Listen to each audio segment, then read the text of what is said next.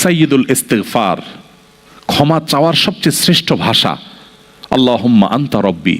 কত মধুময়, কত অর্থবহ, কত ঈমান জাগানিয়া, কত আপনার ঈমানি স্বাদ জাগ্রত করার মতো একটা দোয়া। আল্লাহুম্মা আনতা রব্বি, আল্লাহ আপনি আমার রব, আপনি আমার পালনকর্তা।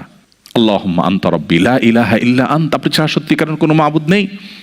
ওয়া আনা আবদুক ওয়া আনা আলা আহদিকা ওয়া ওয়া'দিকা মাস্তাতা'তু, আমি আপনার গোলাম, আপনার সঙ্গে আমার ওয়াদা রক্ষা করার আমি চেষ্টা করি, মাস্তাতা'তু, যতটুকু সম্ভব হয়। আউযু বিকা মিন শাররি মা সানাত, আল্লাহ যে অপকর্ম আমি করে ফেলেছি, যে গুনাহ আমি করে ফেলেছি, এই গুনাহের যে ক্ষতি, এটা থেকে আমি আপনার কাছে পানা চাই, আমাকে যেন জাহান্নাম গ্রাস না করে, এই গুনাহের ফলে দুনিয়া যেন আমার ক্ষতি না করে। আউযু বিকা মিন শাররি মা সানাত আবুউ লাকা বিনি'মাতিকা আলাই, আল্লাহ আপনি কত নেয়ামত দিয়েছেন আমাকে, কত মানুষ কত কষ্টে আছে, আমাকে কত সুন্দর লাইফ আপনি দিয়েছেন। ওয়া আবুউ লাকা বিযামবি, এত ভালো লাইফ দেওয়ার পরও আমি আপনার নাফরমানি করেছি, সেটাও আমি স্বীকার করি।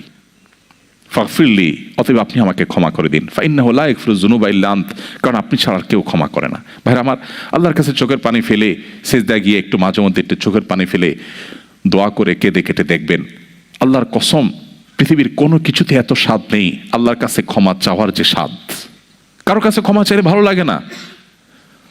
আল্লাহর অলৌকিকত্ব যে তার কাছে ক্ষমা চাইলেও আপনার অন্তর দেখবেন, একটু চোখের পানি ফেলে যদি 2 মিনিট দোয়া করার সুযোগ পান, যখন উমরা যান, রমজানে যখন দোয়ার সুযোগ হয়, অথবা সারা বছর যেটা হওয়া উচিত, এই দোয়ার পর যে ফিলিংসটা হয় সেটা খুবই তৃপ্তিদায়ক।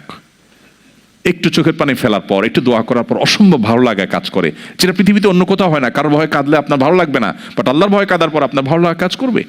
সো এই প্র্যাকটিস আমাদের হওয়া উচিত নিয়মিত। আল্লাহ আমাদের তৌফিক দান করুন।